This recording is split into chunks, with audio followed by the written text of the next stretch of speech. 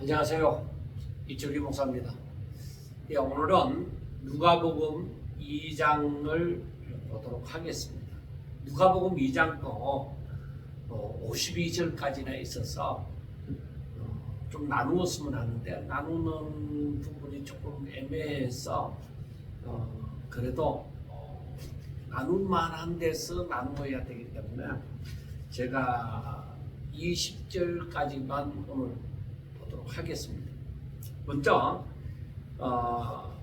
이 누가복음 2장은 우리가 참 많이 인용하는데, 왜냐하면 성탄절 때 누가복음 2장 14절에 지극히 높은 곳에서는 하나님께 영광이요 땅에서는 하나님이 기뻐하시는 사람들 중에 평화로다. 이 2장 14절 말씀을 많이 인용을 하잖아요. 그러니까 누가복음 2장이 조금 유명하게 된 것이 아니냐, 그렇게 생각합니다. 자, 이제 세례 요한이 이제 탄생되어지고 이름을 사가랴가 아니라 요한으로 지어진 부분을 앞에서 우리가 보았습니다. 그런데 이제 예수님이 탄생이 되어져야 되잖아요. 세례 요한이 탄생이 되어졌으면은 그 다음 약 6개월 차인 예수님이 이제 탄생이 되어질 때가 되어졌잖아요. 그러니까 중요한 것은 세례 요한의 출생도 중요하죠. 왜냐? 세례 요한의 출생으로 말미암아서 메시아가 곧 오리라는 것을 알 수 있으니까 세례 요한의 출생도 중요하고, 그 다음 진짜 주인공이신 사람들의 빛이신 예수님의 출생이 더 중요하죠. 가장 중요한 것이죠. 그러니까 누가복음 2장에서는 누가가 예수님의 출생에 대해서 얘기를 합니다. 그런데 얘기를 할 때에 예수님의 출생을 얘기하면서 예수님이 미가서 5장 2절에 보면은 우리가 거기에서 보면은 어떤 말씀이 있느냐, 미가서 5장 2절. 그러니까 미가서 5장 2절에 보면은 예언 베들레헴에서 나시리라는 것이 미리 말씀이 되어져 있죠. 베들레헴 에브라다야, 너는 유다 족속 중에 작을지라도 이스라엘을 다스릴 자가 내게서 나올 것이라. 그의 근본은 상고의 영혼에 있느니라. 자, 메시아에 대해서 얘기를 하잖아요. 그래서 베들레헴 에브라다야, 너는 유다 족속 중에 작을지라도 이스라엘을 다스릴 자가 내게서 나올 것이라 하고 말씀이 되어지기 때문에 예수님이 나사렛, 자, 요셉도 나사렛에서 요셉이나 마리아가 나사렛에서 사는데 어떻게 메시아가 베들레헴에 나게 되어졌는가? 그러니까 그것을 먼저 누가가 얘기를 하고 있는 것이죠. 그 이유가 로마 제국의 초대 황제였던 가이사 아구스도가 영을 내렸습니다. 천하로 다 호적해라. 그러니까 로마에 속한 이 모든 땅에 그 아는 자들을 다 각기 고향에 가서 호적을 하도록 했습니다. 이것은 인구 조사를 하고 또 잘 다스리기 위한 그러한 부분도 있고, 그 다음에 세금 징수를 위한 그런 부분도 있습니다. 여러 가지 이유가 있죠. 인구 조사를 하는 데 있어서는. 그래서 그때 당시에 이 유다를 포함한 이 수리아 총독이 누구였느냐 하면은 구레노라는 사람이었습니다. 이 구레노라는 사람은 이 아구스도의 신임을 받은 자이고 뛰어난 군사 지도자입니다. 그런데 이 구레노가 유다를 위시한 그 인근 지역을 다스리는 수리아 지역에 총독이 되었을 때에 처음으로 이 인구조사를 하게 되어진 것입니다. 자, 그러니까 로마 황제인 가이사 아구스도는 자신의 목적을 위해서 천하로 다 호적하라 그렇게 말을 했지만은, 그러나 하나님은 하나님의 뜻을 이루기 위해서 예수님이 베들레헴에서 탄생되도록 하기 위해서, 미가서 5장 2절에 있는 말씀처럼 그렇게 탄생되도록 하기 위하여서 이 일이 이루어지는 거예요. 그러니까 우리가 잘 보셔야 되는 것이, 자, 사람은 로마 황제는 자신의 뜻이 뭐예요? 그러니까 여러 가지 목적을 가지고 그것을 이루기 위해서 인구 조사를 다 호적을 하도록 그렇게 얘기를 했죠. 그런데 하나님은 뭐예요? 하나님은 하나님의 뜻을 가지고, 하나님의 이 뜻이 뭐예요? 예수님이 베들레헴에서 출생되도록 하기 위하여서 이 로마 황제로 하여금 다 호적하라고, 천하에 다 호적하라고 그렇게 한 거예요. 그러니까 로마 황제가 뭘 알고, 내가 하나님의 뜻을, 예수님이 탄생하니까 곧 하나님의 뜻을 이루어야 되겠다, 예수님을 베들레헴에 가도록 만들어 갖고 거기에서 태어나도록 해야 되겠다, 로마 황제가 그런 뜻을 갖고 있는 것은 아닙니다. 사람은 자기 욕심을 위하여서 천하가 다 호적하도록 그렇게 명을 한 거예요. 그런데 가만히 보세요. 사람은 자기 목적을 가지고 자기 욕심을 따라서 행한 것인데, 그 가운데 하나님의 뜻이 있다는 것입니다. 사람은 하나님의 뜻을 가지고, 로마 황제는 사람의 뜻을 가지고 한 것이 아니었습니다. 그런데 하나님께서 하나님의 뜻을 이루기 위하여서, 즉 예수님이 베들레헴에서, 미가서 5장 2절에 있는 말씀처럼 베들레헴에서 탄생되도록 하기 위하여서 지금 로마 황제로 하여금 이 일을 하도록 만든 것이죠. 그래서 여기에서 구레노가 총독이 되었을 때에 처음 한 것이라 하고 말씀을 합니다.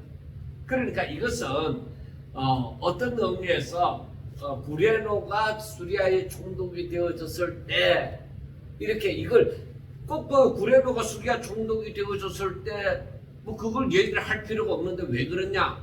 어떤 구레노가 이때에, 이 구레노는 그 당시에 유명한 사람이다 말이에요. 수리아 총독이었을 때를 얘기하는. 이거는 바로 이 예수님의 탄생이 역사성을 얘기해 주기 위해서 지금 그렇게 얘기를 하는 것입니다. 자, 그러니까 로마 황제가 이렇게 전부 다 호적하라, 천하로 다 호적하라 그렇게 명을 하니까, 그러니까 이 요셉과 마리아는 지금 임신한 만삭인 상태예요. 그러니까 안 갈 수가, 황제의 명령인데 안 갈 수가 없잖아. 그러니까 이때에 요셉이나 마리아가, 예수님의 탄생을 위하여서, 이 예수님이라는 것은 이미 그 이름을 예수라 하라 말씀을 했기 때문에 예수라는 것은 알잖아요. 그런 이 예수님의 탄생, 자기 아이의 출생이 메시아는 베들레헴에서 탄생해야 되는데 우리가 베들레헴으로 빨리 가자, 그렇게 해서 가는 게 아닙니다. 요셉과 마리아는 황제의 영을 따라서 그것을 실천하기 위해서 요셉과 마리아는 로마 황제의 명령으로, 그리고 그 영을 따라서 그 베들레헴으로 가게 되어집니다. 다윗의 고향으로 가게 되어집니다. 그러니까 모든 사람이 호적하러 각각 고향으로 돌아가면 요셉도 다윗의 집 족속이므로 갈릴리 나사렛 동네에서 유대를 향하여 베들레헴이라 하는 다윗의 동네로 그 약혼한 마리아와 함께 호적하러 올라간 거예요.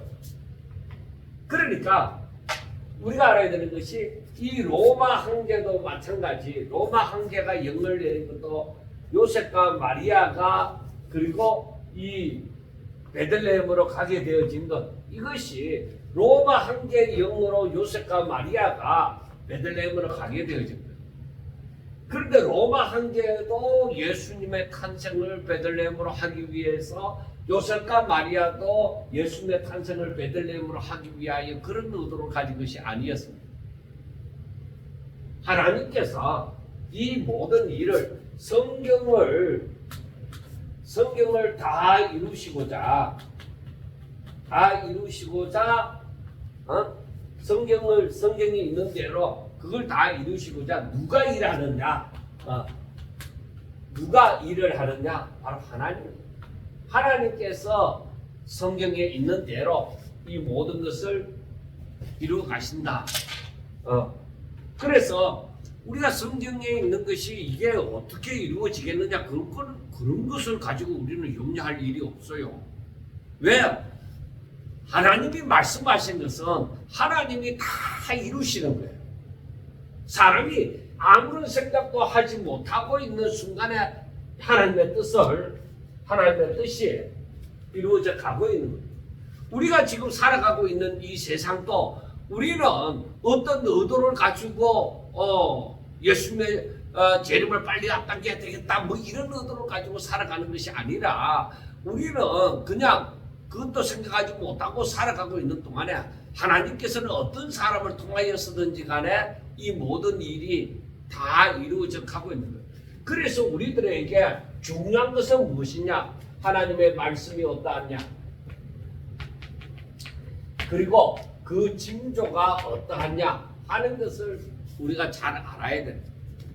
그래서 성경을 잘 봐야 돼. 그래서 성경을 보면은 어떤 징조가 일어날 때 어떤 때인 줄 우리가 아는 거죠.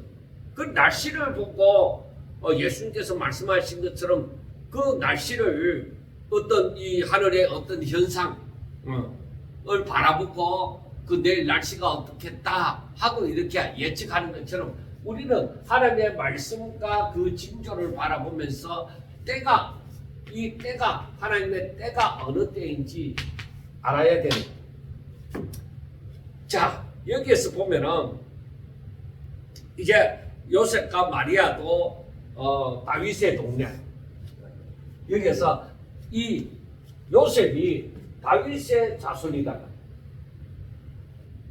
다윗의 후손입니다. 그래서 이 마리아와 함께 이제 베들레헴으로 갑니다. 그런데 마리아가 지금 만삭이 되어져 있습니다. 그래서 누가복음에서는 자세히는 기록이 되어지지 않았지만은 그런데 여기에 보면은 그것을 얘기해 주기 위해서 2장 5절에 보면은 그 약혼한 마리아와 함께 호적하러 올라가니 마리아가 이미 잉태하였더라. 그러니까 아이를 가지고 있는 상태죠. 거기 있을 그때에 그러니까 호적을 하려고 하는 시간이 어느 정도 여기저기 흩어져 있던 사람들이 다 그 고향 땅으로 돌아오게 되니까 많은 사람들이 있게 되겠죠. 그러니까 그 호적을 하려고 거기 있는 동안에 해산할 날이 다가왔다. 그러니까 해산할 날이 다가온 거. 그 중요한 것은 그거예요. 해산할 날이 다가왔다는 거예요. 사람들이 아이를 미국 시민으로 만들기 위해서 그 미국의 법에 합당하도록 그 때를 맞추어서 미국에 들어가서 낳고 또 어느 나라에 들어가서 낳고 뭐 이런 경우가 있습니다. 그래서 원정 출산 뭐 그런 말도 있잖아요. 그러나 이들은 그게 아니에요. 그 길도 멀기도 하지만은 황제의 명으로 말미암아 갈 수밖에 없는 입장으로 만들어서 거기에 갔을 때 해산할 날이 다가옵니다. 해산할 날이 다가오니까 거기에서 아이를 낳아야 되잖아요. 그런데 이 여관이 머무를 곳, 여관이 없다. 그 어떤 면에서 여관이 없다고 하는 것은 돈이 없다는 말이나 마찬가지예요. 가난하게 살아. 그 돈 있는 사람은 이미 여관을 다 예약해갖고 갔을 거 아니에요. 그 이들이 어떤 면에서는 돈이 없었기 때문에 이 여관에 머무를 곳이 없는 거죠. 그렇게 볼 수도 있다는 얘기죠. 물론 많은 사람이 거기에 찾아갔으니까 그런 것도 있지만, 여러분 생각해 보세요. 내가 돈이 많을 것 같으면 아내가 만삭이 지금 되어져 있는데 여관 하나 구하지 못하고 있겠어요? 벌써 어떻게 준비를 해도 준비를 했겠죠. 돈이 없으니까 그만큼 내 그에 맞는 어떤 여관을 찾으려고 하다 보니까 못 찾는 거죠. 평소 같으면 그러한 여관을 찾을 수도 있었겠지만, 지금은 많은 사람들이 몰려와서 지금 만삭인 아내를 데리고 그 여관을 찾아보니까 여관이 없다. 그래서 겨우 얻은 것이 여관이 아니라 구유다. 말구유, 먹이통에 아이를 낳게 되어진 것입니다. 그러니까 여기에서 7절에 보면은 첫 아들을 낳아 탕모로 싸서 구유에 누이었으니 이는 여관에 있을 곳이 없습니다 하고, 구유에서 예수님의 탄생이 이루어집니다. 자, 구유에 태어났다는 것도 중요하지만 무엇보다도 중요한 것은 예수님의 탄생이 베들레헴에, 성경이 미가서 5장 2절에 말씀한 것처럼 베들레헴에서 출생되어졌다 하는 것입니다. 무엇보다도 중요한 것입니다. 베들레헴 출생이네. 그리고 구유에 낳았다고 하는 것은, 그러면은 구유에 낳았다고 하는 것은 어떤 의미를 가지느냐? 구유는 말은 먹이통이에요.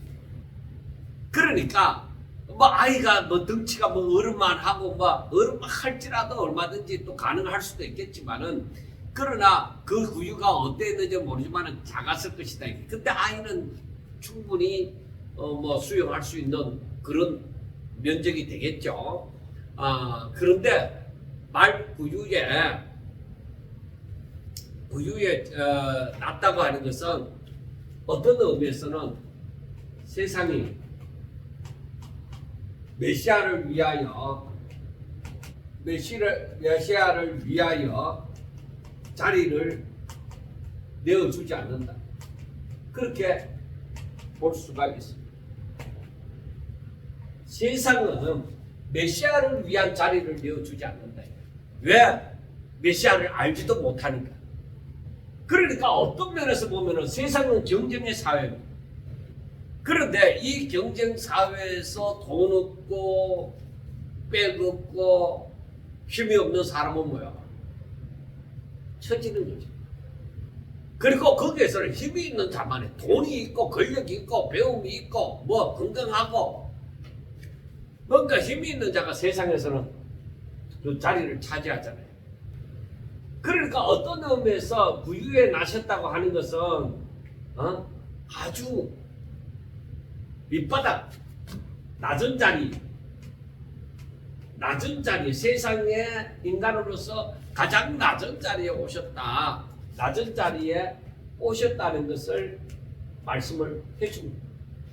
그래, 이것은 우리가 세상은 메시아를 위한 자리를 내어주지 않았다. 왜? 그러니까 요한복음 1장 11절에 보면 자기 땅에 오면 자기 백성이 용접하지 않았다. 모르니까.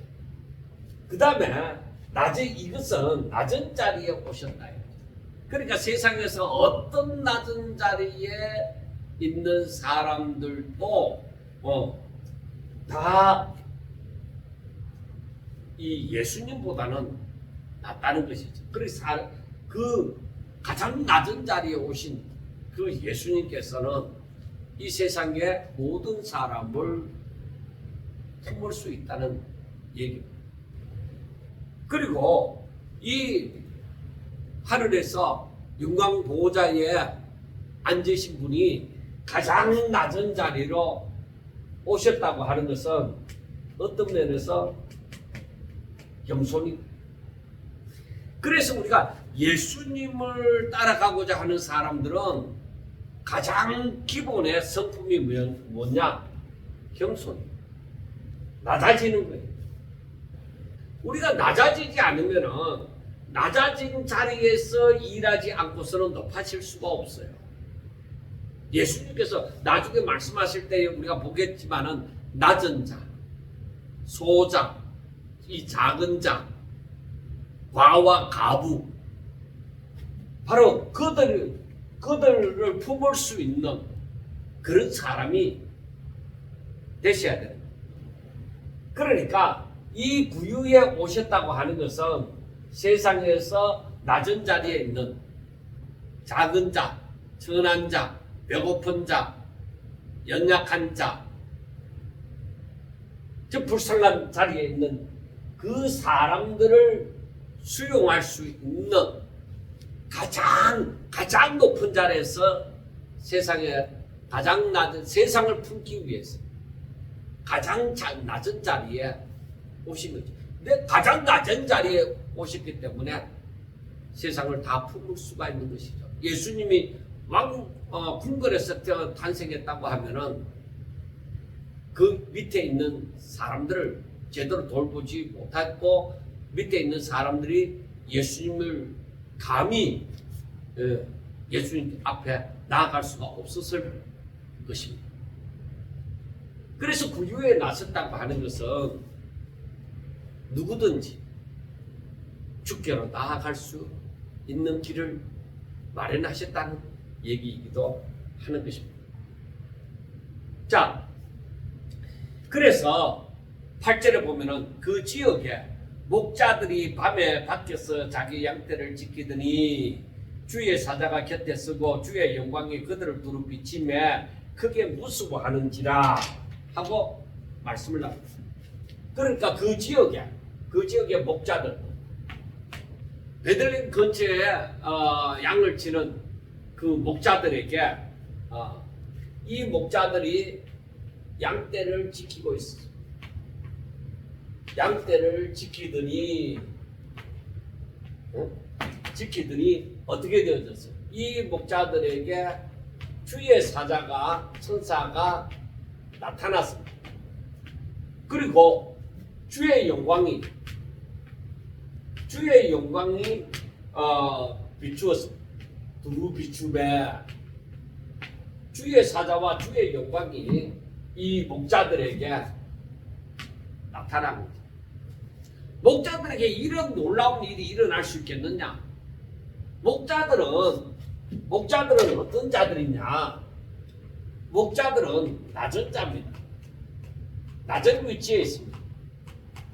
그러니까 이새의 아들들이 다 이제 사무엘이 그 가운데서 기름 붓고자 하는 자가 있어서 그 아들들을 다 오라고 했을 때에 막내인 다윗은 뭐예요? 가장 낮은 자이기 때문에 양치를 하고 있는 거예요. 그러니까 낮은 자예요. 낮은 자들이 남들이 잠잘 때에 밤중에 그러니까 다른 사람들은 일반적으로 사람들이 잠드는 시간이다. 그런데 이 목자들은 양떼를 지킨다. 깨어있다. 그러니까 이 남들이 잠드는 시간에 깨어있다고 하는 것은 낮은 자입니다. 당시에. 그것도 집에 있지 않고 들에 있잖아요. 산에 있든지. 그러니까 이 목자들은 낮은 자를 얘기해요. 그리고 남들이 잠든 시간에 깨어있는 자를 얘기합니다. 그런데 이들에게 놀라운 일이 일어나는 게 주의 사자가 나타나고 주의 영광이 저들에게 나타나는 거예요. 어떻게 이런 일이 일어날 수 있느냐? 왜? 자, 하나님께서는 왜 이 목자에게 하나님이 나타나셨을까? 하나님께서는 왜 하필이면 목자일까? 제사장들이나 백성들의 장로나 유력한 바리새인들이나 그런 사람들이 아니고 왜 낮은 위치에 있는 목자들일까? 여러분 한번 생각해 보세요. 왜 그렇게 했어요? 왜 목자들을 택했겠어요? 주의 사자가 나타나고 주의 영광이 이들에게 목자들에게 나타나게 되죠. 왜 그랬을까? 왜 이 목자들에게 이 주의 천사들이 나타났을까? 어떤 의미에서 우리가 결과적으로 보면은 그 하나님의 은혜를, 하나님의 임재, 하나님의 은혜를 받을 만한 자, 받을 만한 자다. 하나님의 은혜를 받을 만한 자. 그러니까 주의 영광이 임할 때, 하나님의 음성이 들릴 때 마음을 강박하게 하지 않을 자. 그리고 이 하나님의 은혜를 받을 만한 자라는 것은 다른 말로 하면은 순종하는 자, 아멘으로 받아들일 자, 그런 자다. 그리고 세 번째로는 이들이 하나님을 경배할 수 있는 자, 하나님을 온전히 주의 이 임재로 말미암아서 저들이 믿고 하나님을 경배할 자, 하나님을 경외할 자, 이게 중요한 거예요. 그 결과론적으로 바라볼 때에 제사장들이나 장로들이나 바리새인들이나 잘났다고 하는 사람들이 다 메시아가 왔을 때에 어떻게 했어요? 메시아를 죽이고자 했죠. 그런데 목자들은 뭐요? 나중에 나오지만은 저들이 바로 하나님을 찬송하자, 경배하고 찬송한다. 이게 중요한 거예요. 주의 사자가 곁에 서고 주의 영광에 그들을 두루 비치매 당연히 이 주의 사자가 임하고 주의 영광의 임재가 있을 때에 당연히 사람들은 두려워하는 거예요. 왜 두려워하느냐? 이거는 자신들에게 일어날 일이 아니라는 거예요. 이건 사람들이 살아가는 세상에 흔히 나타나는 일이 아닌 거죠. 그러니까 자기와 같이 미천한 자들에게 이런 은혜가 임하니까 깜짝 놀라죠. 마리아도 마찬가지예요. 가브리엘 천사가 임하여서 저에게 그 소식을 전했을 때에 주의 비천한 계집종이오니 말씀대로 이루어지이다. 그 은혜의 도가니 속에 싹 빠지는 거죠. 두려워함이 왜 없겠어요? 그래서 우리가 성경을 보면서 하나님의 그 영광의 임재가 있을 때에 하나님께서는 계속 저들에게 말씀을 합니다. 사람들이 다 두려워하고 벌벌 떠니까 변화 상상에서 정말로 이 놀라운 광경을 보게 되어지고 하늘에서 음성이 들릴 때에 저들은 벌벌 떨었습니다. 제자들이. 그리고 하나님의 영광의 임재가 임할 때에 항상 들리는 소리가 뭐예요? 두려워하지 마라, 무서워하지 마라, 내니 두려워하지 마라. 그런 식으로 말씀을 하시잖아요. 그러니까 이게 그냥 내 꿈에 천사 봤다 이런 정도가 아니에요. 하나님의 영광의 임재는 전부 다 두려워할 수밖에 없는, 떨릴 수밖에 없는 그런 거예요.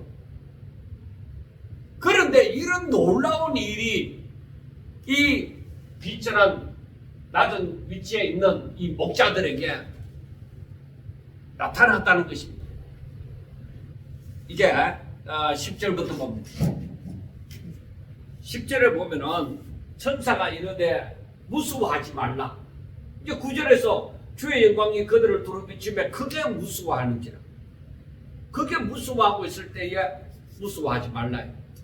하나님의 영광의 임재는 우리가 두려워할 이유가 없는 거죠.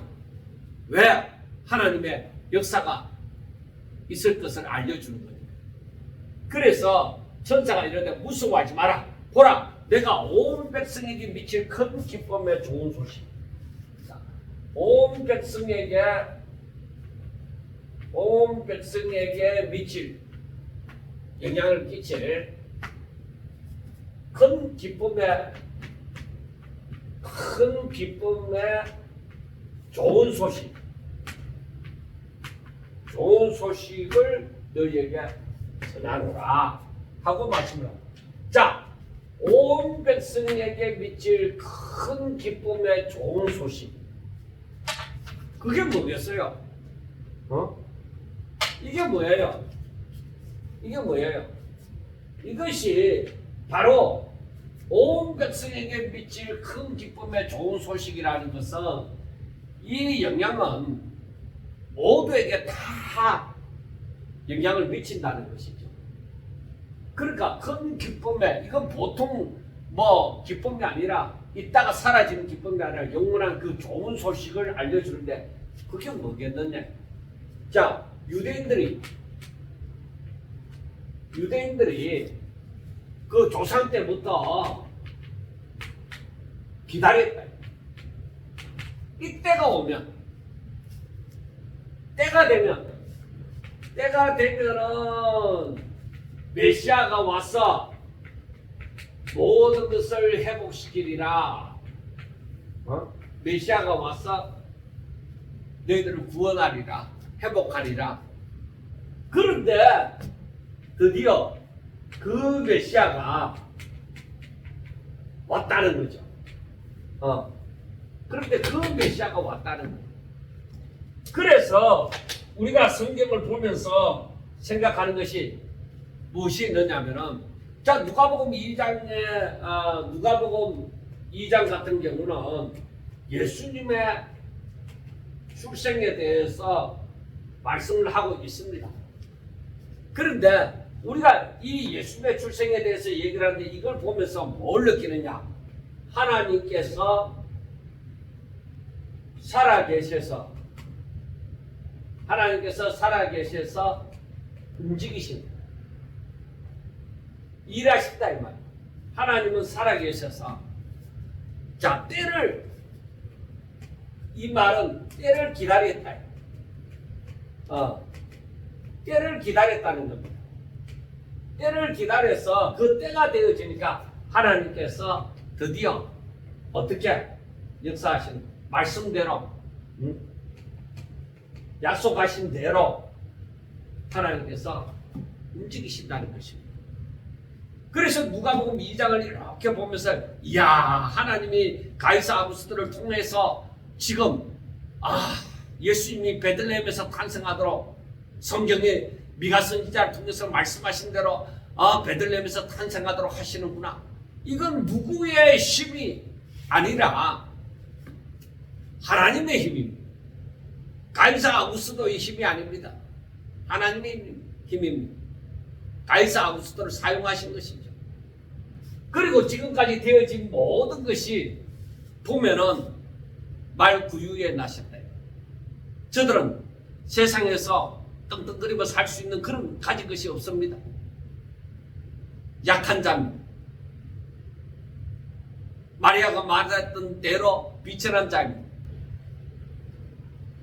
그런데 가장 낮은 자리에 오게 하시고자 어떤 면에서 요셉과 마리아를 부자로 살게 하지 않으신 줄 압니다. 부자가 아닙니다. 가장 낮은 곳에 오시기 위하여, 가장 낮은 세상에서 사람들 가운데 가장 낮은 곳, 짐승 먹이통에 나시도록 하기 위하여 마리아와 요셉이 가난한 자로 살게 하신 것이에요. 그러니까 하나님께서 하나하나 말씀하시고 이루셨다는 것을 생각해야 됩니다. 그래서 이렇게 하시고 지금 구유에 출생하시고 이제 천사가 어디로, 하나님의 역사가 어디로 옮겨가요? 목자들에게로 옮겨가자. 목자들에게 천사가 나타나고 하나님의 영광의 임재가 나타나니까 이 목자들은 이걸 보고 자기와 같이 두려워 떤다. 두려워 떠는 자가 되어졌어. 그런데 천사들이 하는 말이 무서워하지 마라. 온 백성에게 미칠 큰 기쁨의 좋은 소식, 즉 조상 때부터 기다리던 메시아가 너희들에게 다가온다. 메시아가 온다고 하는 것은 약속을 보면은 뭐예요? 회복. 그리고 이거는 뭐요? 구원이다. 너희들에게 구원이 임하고 회복이 되어질 것이다. 구원과 회복이 함께하는 거예요. 그래서 11절에 하시는 말씀이 오늘 다윗의 동네. 자, 다윗의 동네는 베들레헴이잖아요. 그 다윗의 동네에 너희를 위하여 구주가 나셨으니, 다윗의 동네에 구주가 나셨으니 하고 말씀을 합니다. 그래, 다윗의 동네라고 하는 것은 바로 말씀이 다윗의 자손으로 올 것이다. 메시아는 다윗의 자손으로, 다윗의 후손으로 올 것이라는 것을 말씀을 합니다. 자, 그 다음에 다윗의 후손으로, 다윗의 동네에 다윗의 자손으로 온다고 하는 것은, 이것은 예수님의 왕적 계보, 이 다윗의 계보를 따라서 오신다. 그리고 이것은 다윗의 동네에 온다고 하는 것은 어떤 베들레헴의 어떤 지리적인 위치가 아니라 이건 구원사를 얘기를 하는 거예요. 구원사적인 의미가 있는 거예요. 다윗의 동네에 온다고 하는 것은 바로 구원사적인 의미가 있는데, 바로 이것은 이 베들레헴이라는 곳이 단순한 마을이라고 보다는 하나님의 계획이 거기에서 성취되어진다. 성취되는 곳이다. 그래서 우리가 다윗의 동네에 온다고 하는 것은 이들이 호적을 하는 데 있어서 다윗의 자손이라는 것을 얘기합니다. 다윗의 자손이라고 하면서 다윗의 그 왕적 계보를 이어서 예수님이 만왕의 왕으로 오신다. 그리고 바로 약속한 그 구원의 역사가 일어날 거다. 이것은 하나님의 계획 가운데 있다. 그래서 다윗의 동네에 너희를 위하여 구주가 나섰으니, 구주가 나셨으니 곧 그리스도 주시는 메시아다. 너희가 가서 강보에 쌓여 구유에 되어 있는 아기를 보리니, 그러니까 이 천사는 목자들이 그 예수님에게 가리라는 것을 말씀을 합니다.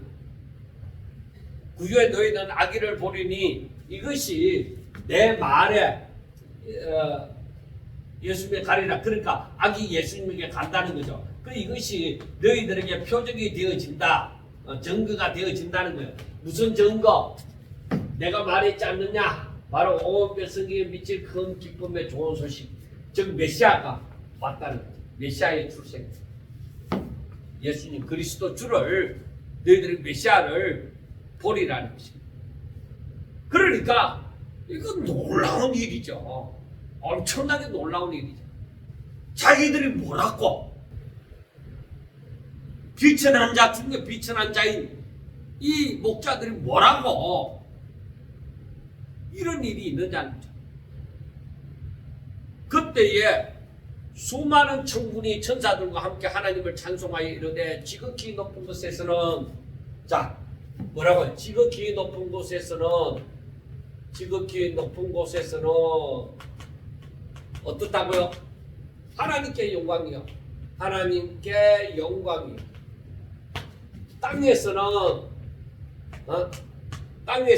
하나님이 기뻐하신 사람들 중에 하나님이 기뻐하신 사람들 중에 평화로. 자, 여기서 보면은 지극히 높은 곳 하늘에서는 하나님께 있어서는 영광이 되어지는, 예수님이 나셨다는 것이 영광이 되어지고, 땅에서는 이 하나님의 택한 사람들 가운데서는 평화가 이루어지고, 예수님의 오심으로 평화가 이루어지고. 그래서 우리가 볼 때 뭘 생각할 수 있느냐?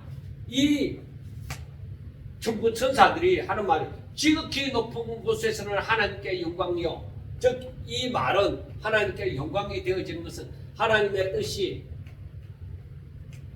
성취되어지므로 이게 영광이잖아요. 이게 이루어질 것이다. 예수님이, 그러니까 우리가 신령한 복을 받고 그걸 누리고 하는 것 다 뭐요? 예수님의 오심으로 말미암아 이루어지는 거예요.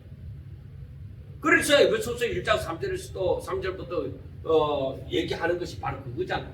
자, 하나님의 뜻이 성취되어지는, 하나님께 영광이 되어지는 것이죠. 그리고 땅에서는 하나님이 기뻐하시는 사람들, 그러니까 하나님을 믿는 사람들, 하나님의 택함 받은 사람들에게 있어서는 뭐가 임해요? 평화가 임한다. 그래서 우리는 생각을 해야 되는 거예요. 내가 예수 믿음으로 말미암아 내 마음에 평화가 임하느냐? 내 가운데 평화로다. 내가 실질적으로 고백할 수 있겠느냐?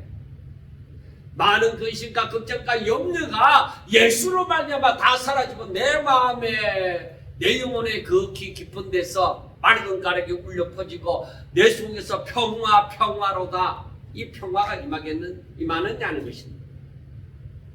예수님이 오심은 바로 예수님이 오신다고 하는 것은 바로 이런 일이 일어나야 되는 거예요. 그러니까 땅에서는 하나님이 기뻐하시는 사람들 가운데 평화로다 하는 이 평화는 하나님의 뜻이 성취되어지기 때문에 평화라는 것도 있지만, 이것이 바로 뭐냐? 하나님과 사람 사이에 관계가 회복되어져요. 제가 사함을 받고 이제는 생명을, 영생을 누리게 되어지니까 이 관계가 회복되어져요. 그러니까 평화가 임해요. 주의 말씀이 내게 길이고 생명이고 능력이고, 하나님의 임재가 나에게, 내가 그 임재로 말미암아 피하여 도망다니고 죄를 지은 아담처럼 어디 나무 뒤에 숨고 이것이 아니라, 아멘, 하나님의 영광의 임재가 임할 때 아멘 하게 되어지는 거죠. 그게 다른 거예요, 개인들하고. 그러니까 이 예수님의 출생은 구약의 많은 수많은 선지자들의 그 예언한 것이 성취되는 순간입니다. 그러니까 이것은 구약의 많은 선지자들이 예언한, 선지자들의 예언한 것이 성취되는 것이면서 구약의 선지자들이 예언한 것이 성취되는 순간이면서 새로운 시대, 메시아가 오심으로 말미암아 새로운 시대의 시작이 되어집니다. 이제는 너희가 예수로 말미암아 살고, 이제는 제사 드릴 것도 없고 예수님을 믿음으로 말미암아 살고. 그러니까 너희들이 제사함을 받았느냐? 이제는 뭐요? 의인이잖아. 제사함을 받았으니. 그러니까 의인은 뭐요? 이제는 믿음으로 살리라. 평화를 누리면서. 자, 천사들이 떠나 하늘로 올라가니 목자가 서로 말하되 이제 베들레헴으로 가서 주께서 우리에게 알리신 바 이 이루어진 일을 보자. 그러니까 천사들이 너희들이 예수님에게 아기 예수님을 보리라. 너희들이 가서 아기 예수님을 보리라고 얘기를 했잖아요. 그래서 천사들이 하늘로 올라가고 난 다음에 목자가 야 이제 우리 베들레헴으로 가서 다윗의 동네에 가서 우리가 주께서 우리에게 알리신 바 이 이루어진 일을 보자. 그러니까 중요한 것은 목자들이 천사들의 말을 천사들이 전하여 준 말을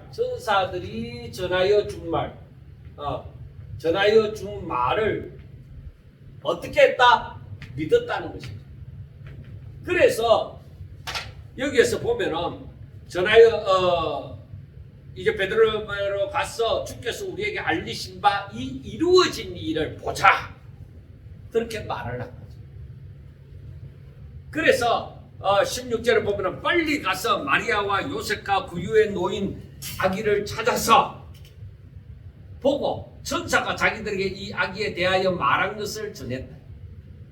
그러니까 그들이 그곳에 가니까 정말 아기가 탄생되어졌다. 탄생된 것을 출생한 것을 보게 되어진 거예요. 그래서 자기들에게 나타난 천사가 전하여 준 말을 전해줬을 때에 듣는 자들이 다 목자들이 그들에게 말한 것을 놀랍게 여기는 거죠. 와, 이게 무슨 일이고 하는 거죠. 그런데 마리아는 뭐요? 이미 가브리엘 천사를 통하여서 전하여 준 말을 다 들은 것이죠. 그래서 마리아는 모든 말을 마음에 새기어 생각하니라. 중요한 것이 그거예요. 마리아의 행동이에요. 하나님께서 내게 깨닫게 하여 주신 바, 하나님께서 내게 감동시켜 주신 바, 그 하나님의 그 전하여 준 그 뜻, 그 말씀을 내가 가슴에 품고 사는 거예요. 하나님께서 분명히 이렇게 하시거든요. 그러니까 하나님께서 내게 깨닫게 하여 주신 것이 이게 보통 일이 아닌 거죠. 자, 20절. 목자들은 자기들에게 이른 바와 같이 듣고 본 그 모든 것으로 인하여 하나님께 영광 돌리고, 듣고 본 모든 것으로 인하여서 하나님께 영광을 돌리고 찬송하며 돌아가니라 하고 말씀을 합니다. 자, 여러분, 이 목자들이 듣고 본 모든 것으로 인하여서 하나님께 영광을 돌리고 찬송하면서 돌아갔습니다. 자, 목자들이 듣고 그리고 본 모든 것, 자기들에게 나타난 천사들이 나타나고 자기들의 아기를 보고 한 그 모든 것으로 말미암아서 어떻게 했어요? 이 목자들이 찬송하면서 하나님께 영광을 돌리고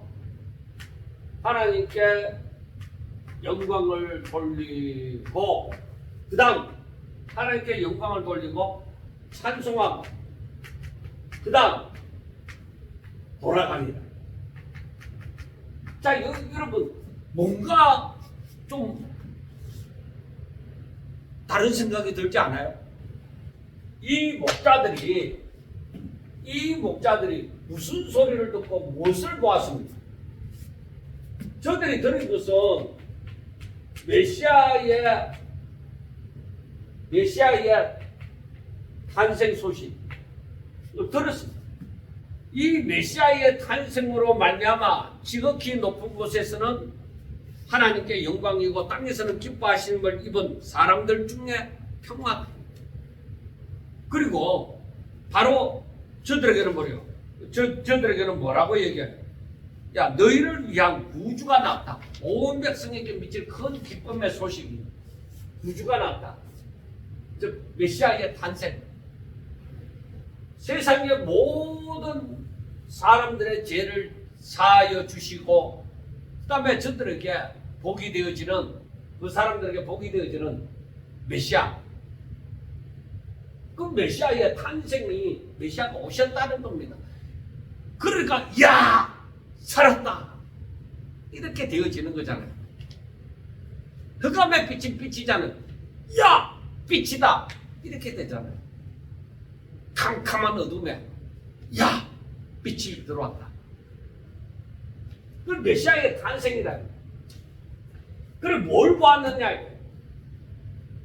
그러니까 아기 예수님을, 즉 메시아를, 아기 예수님을 보았다. 그런데 저들이 듣고 본 모든 것을로 말미암아 하나님께 영광을 돌리고 찬송하고 그리고 돌아갔다. 그 메시아의 탄생에 대해서 이것을 듣고 이것을 보았다. 그런데 저들이 했는 행동은 뭐요? 그냥 돌아갔다. 아 돌아가지 그러면 어떻게 하느냐? 아니 우리가 얼마든지 생각할 수 있는 것이 무엇이 있느냐? 이 목자들이 왜 이 소식을 전하지 않았느냐? 지금 양치는 게 문제가 아니잖아요. 전하지 않았는가 하는 것을 얼마든지 생각해 볼 수 있잖아요.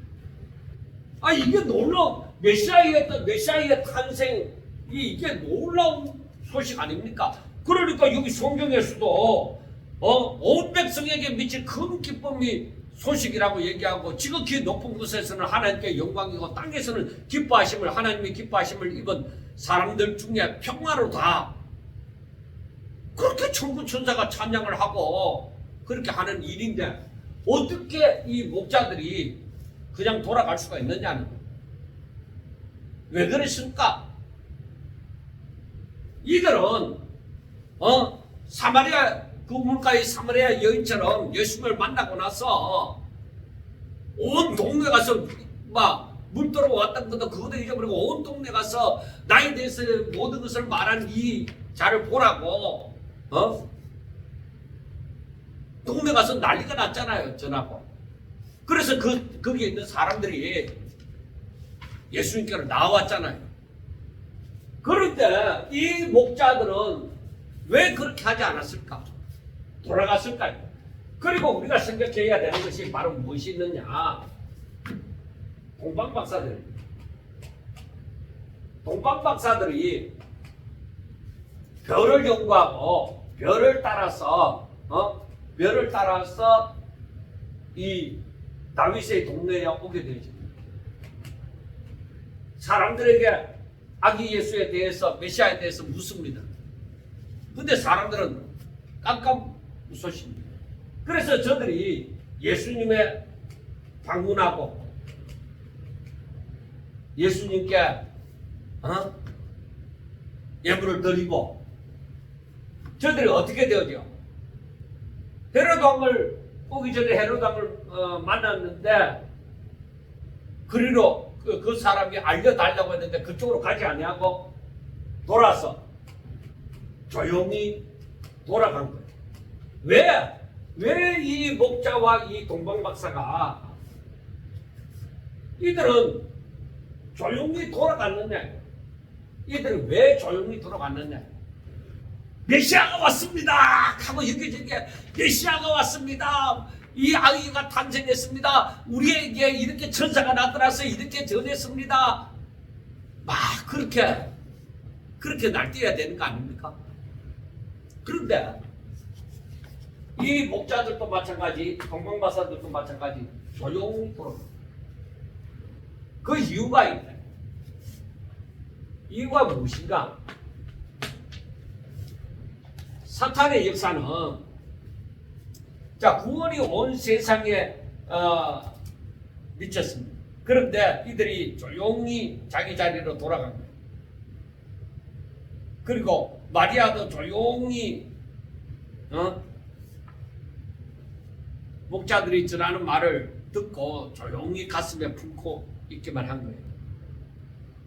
그 예수님의 출산을 아는 자들이 전부 다 일 다물고 조용히 있었습니다. 때가 되기까지. 때가 되기까지 항상 중요한 게 이 때입니다. 때. 때가 되기까지. 선지자들을 통하여 이 메시아에 대해서 계속 말씀하셨지만 때가 되기까지 캄캄한 어두운 가운데 두었습니다. 때가 되어서 메시아가 온 거죠. 예수님이 오신 거죠. 그리고 예수님이 출생을 했으나 때가 되기까지 어떻게 했어요? 잠잠했대. 그러나 나중에 사탄이 어떻게 했어요? 아기 예수님 이는 곧 메시아잖아요. 사탄은 죽이고자 한 거예요. 아예 죽여야만 된다는 거죠. 그러니까 때가 되기까지 잠잠케 하신 거예요. 아는 사람은 아는 거예요. 마리아도 마찬가지, 사가랴와 엘리사벳도 알잖아요. 사가랴와 엘리사벳도 마찬가지, 나중에 나오는 시몬, 다음 주에 하는 시몬과 안나도 마찬가지 다 알고 있어요. 동방박사, 목자들 잠잠하고 있어요. 그러나 저들 가운데는 예수님을 아는 자, 예수님의 탄생, 이 탄생을 아는 자들은 메시아를 아는 것이잖아요. 그러니까 구원자를 아는 것이잖아요. 그러니까 이들은 어떻게 살았어요? 믿음으로. 하나님께서 이렇게 하시리라 믿음으로 삽니다. 오늘날 우리도 마찬가지예요. 사람들에게 얘기를 해도 사람들이 안 믿어요. 때가 되면 분명하게 확실하게 드러나게 되어져 있어요. 때가 되면. 그래 그때까지 뭐요? 그때까지 잠잠히 믿음 생활을 오직 믿음으로 살아가고 기다리는 거예요. 때가 되기까지. 그리고 이 낮은 자들, 목자, 이 목자는 바로 천사들이 나타났는데 이 목자는 유대인이에요. 유대인 중에 가장 낮은. 이 동방박사들은 뭐예요? 이방인이에요. 그래서 우리가 볼 때에 유대인을 비롯한 이방에까지 구원이 있으리라.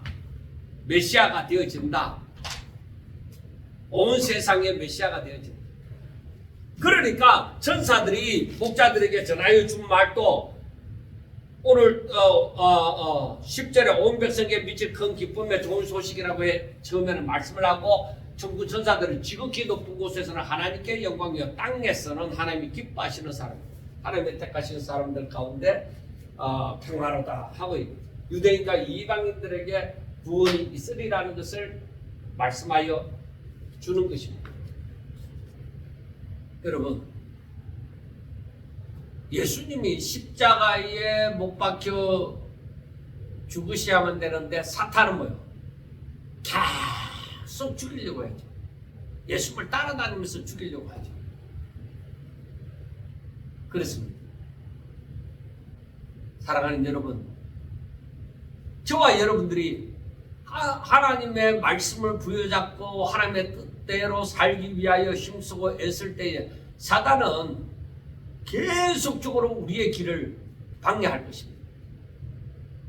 그러나 우리는 더욱더 하나님을 의지하고 하나님의 약속의 말씀을 부여잡고 하나님께로 가까이 나가고 하나님의 뜻이 이루어지기를 원하여서 우리가 하나님의 뜻대로 살기를 힘쓰고 애쓸 때까지 사탄은 계속적으로 우리의 걸어가는 길을 방해할 것입니다. 그러나 때가 되면 다 이루십니다. 그래서 우리들에게 있어서는 예수님이 나에게 임하셨다. 그의 구원이 내게 있다. 그의 역사하심이 내게 있다. 이거는 뭐예요? 사탄이 나를 괴롭힌다 하는 것과 같아요. 그러나 결과는 뭐예요? 승리하리라. 그렇습니다. 사랑하는 여러분, 세상에 굳이 드러나지 않더라도 하나님께서는 사랑하십니다. 세상에 드러나지 않아도 괜찮고 오직 하나님의 약속의 말씀이 있고 하나님의 증거가 내게 있고 오직 하나님의 임재가 내게 있다고 하면은 묵묵히 마리아처럼 가슴에 담아두고 오직 때가 되면 이루어지리라 하는 믿음을 가지고 저희들이 이 마지막 때를 지혜롭게 잘 살아갈 수 있기를 주의 이름으로 축원합니다. 감사합니다.